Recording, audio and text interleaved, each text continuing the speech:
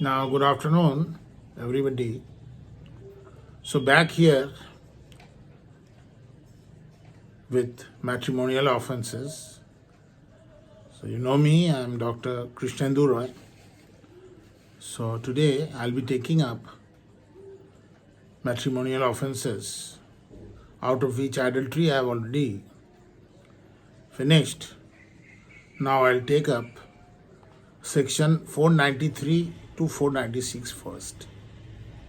Now, question is, we have mock marriage. So, what is mock marriage? So, it is mock marriage. So, it is a marriage which is conducted by deceit, isn't it? So, it causes any woman who is not lawfully married to him to believe that she is lawfully married to him and to cohabit or have sexual intercourse with him. In that belief commits the offense of mock marriage. Now the person, so the essential ingredient here of mock marriage is that the person needs to cohabit with the girl, and the girl, she has a false belief which she is made to believe by the man, that the person, he is her lawfully married husband, or he is a lawful husband, and thereby she gives her consent and she allows to have sexual intercourse with her. So it commits. So here, if it is done, but the husband very well knows that it is not true, because he is never going to marry the lady, just for the sake of consummation, just for the sake of cohabitation. He tells this. He convinces the girl that he is her lawfully married husband. So, it is called mock marriage, and it is a punishable offense under IPC. It is, punishment is imprisonment up to 10 years. So it can extend to 10 years of imprisonment and fine. Now,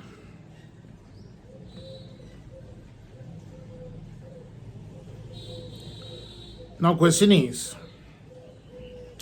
once again, the ingredients here, it is that say the girl should know, the girl should believe that she is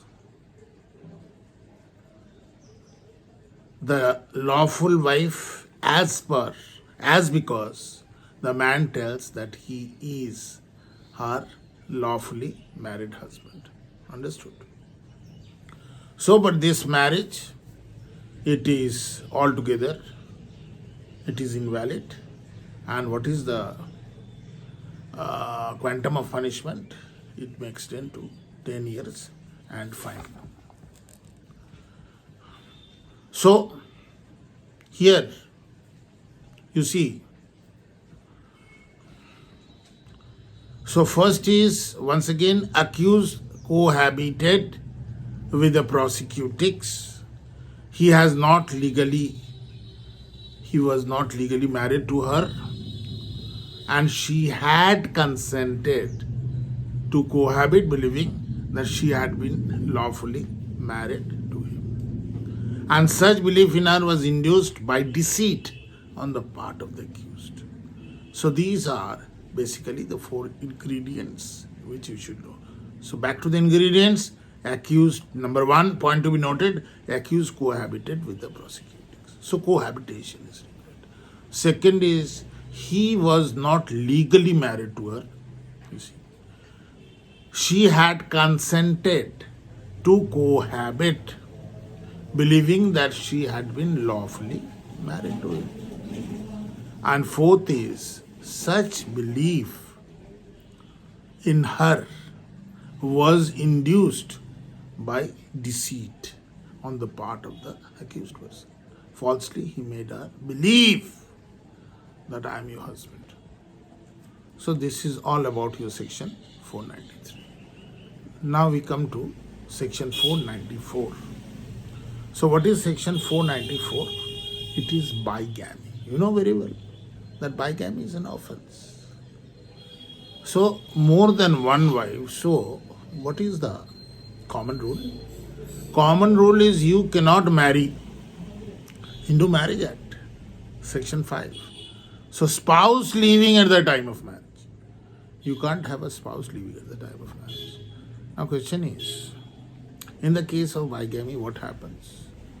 Whoever having a wife leaving marries in case in which such marriage is void by reason of taking place during the life of such wife shall be punished with imprisonment up to 7 years. So marriage after marriage. That means I am already married and again for the second marriage, at the presence of the first wife, I go for the second marriage. So definitely it is a punishable offense. Try to understand. So the first marriage is already, I'm taking, now I'm talking about bigamy, section 494 of IPC. So what it is, very clear. So it is what? The person is married.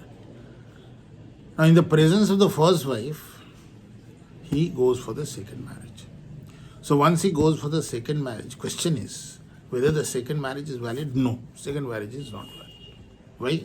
Because during the presence of the first wife, you are not allowed to marry for the second time. This is the rule, and it is a punishable offense. Imprisonment up to a term of 7 years and fine. Now question is, when is second marriage not an offense? Second marriage is not an offense. So there is a rule and there is exception to the rule. Marriage with such husband or wife has been declared void by a court of competent jurisdiction.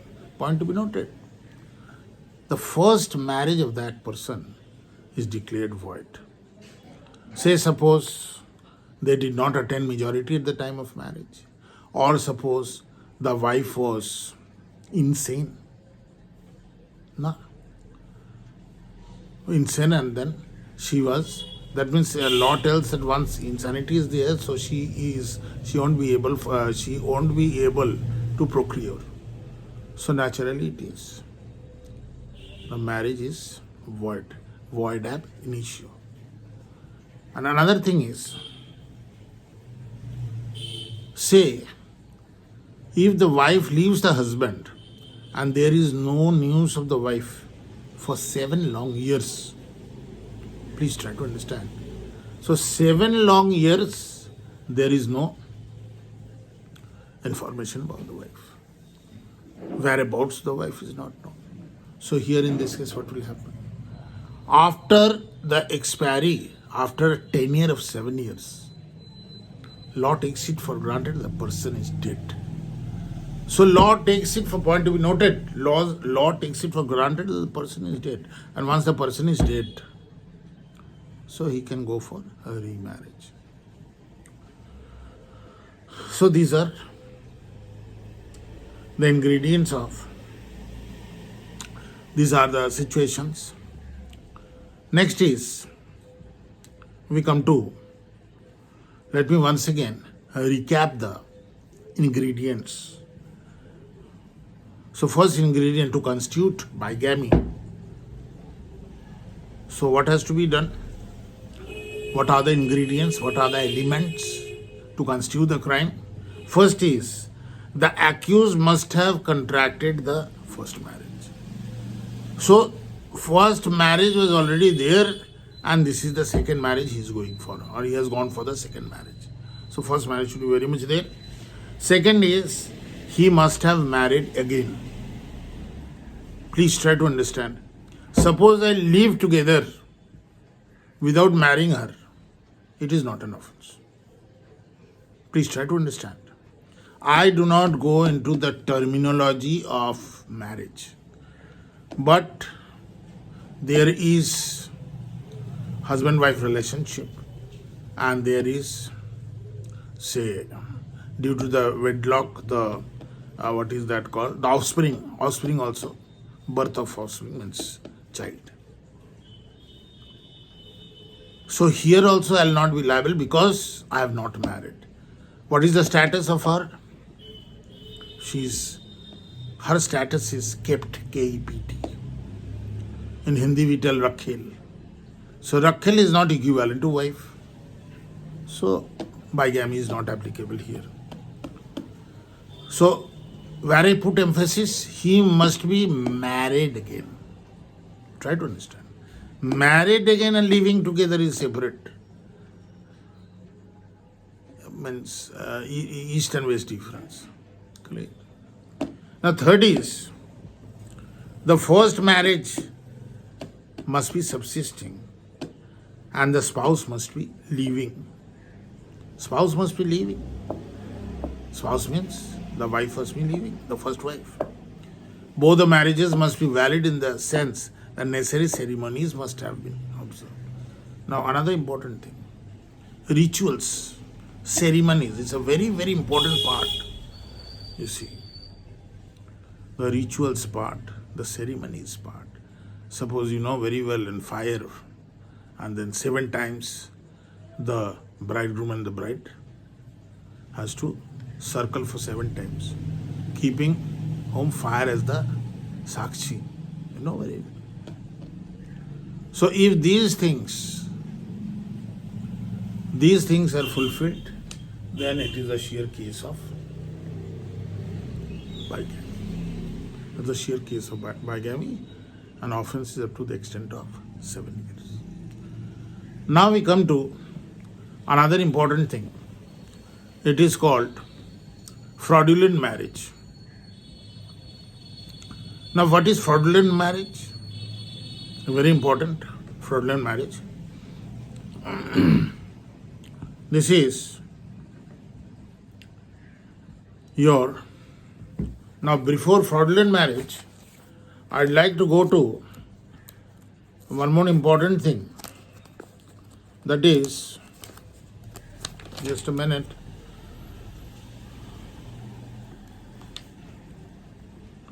(496). Now 496 and before that 495, 494 we have done. Now you see, we come to 496. Say, marriage ceremony fraudulently gone through without lawful marriage. Section 496, very important. Marriage ceremony fraudulently gone. Fraudulently means by erupting fraud measures. Whoever dishonestly or with a fraudulent intention goes through the ceremony of being married knowing that he is not thereby lawfully married shall be punished with imprisonment of either description for a term which may extend to 7 years and shall also be liable to fine. So this is marriage ceremony fraudulently gone through without lawful marriage. This is important. Now next is, you see, we know very well that these are all offenses that we find here. Here means in under matrimonial offenses. Now I'd like to make one point very clear. Now what is the difference between mock marriage and fraudulent marriage? It's very important. So difference between mock marriage and fraudulent marriage. Now, mock marriage is what? Under section 493, where it is a sheer case of deception. So, deception is required on the part of the man, and cohabitation or sexual intercourse consequent on such deception. So, deception is there. Deception is there where? In the case of mock marriage. But offense under section 496 requires no deception, cohabitation, or sexual intercourse. Why? Abuse of, simply you are going for the abuse of the marriage ceremony. Please try to understand, very important. Question is difference between mock marriage and fraudulent marriage. Fraudulent marriage is a 496. Now what happens here? 493 deception is there by the way of cheating, deception. Now you are cohabiting, having sexual intercourse. But here, under this section 496, what happens here? There is fraudulent abuse of marriage ceremony. But previously, mock marriage, cohabitation is very much required. You are making her believe that you are her lawfully married husband. These ingredients should be there. But in 496, these ingredients need not be there, or it is not there. Only thing is you are fraudulently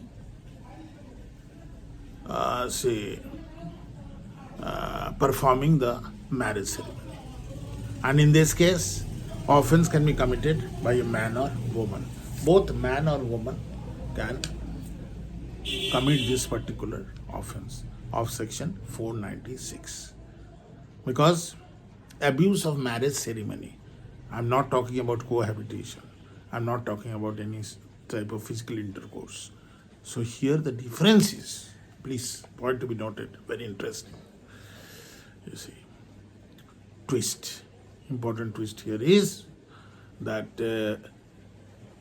either a man or a woman can be held liable for this particular, means under section 496. Clear? Is it clear? Okay. Bye then.